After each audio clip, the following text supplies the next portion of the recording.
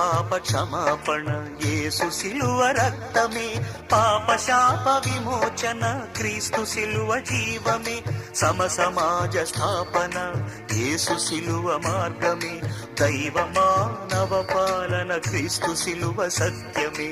కులమా కళ్ళు తెరుచుకో, మతమా మనస్సు మార్చుకో, సిలువ సాక్షిగా యేసు సిలువను సిలువ మోయుచు ప్రకటించెదను. సిలువ సాక్షిగా యేసు సిలువను సిలువ మోయుచు ప్రకటించెదను.